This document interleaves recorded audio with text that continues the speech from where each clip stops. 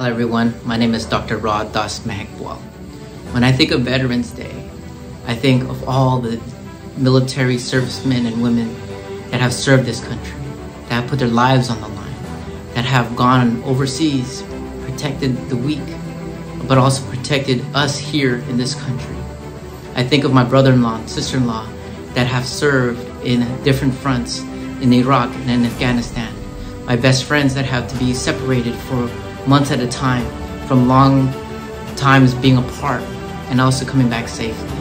Thank you for everything that you've done for this country, and we stand on your legacies. Thank you, and have a beautiful day. Hello, this is Council Member Jessa Manalo, and I want to thank all the veterans for your service, your dedication, your sacrifice, and for the freedoms we have today.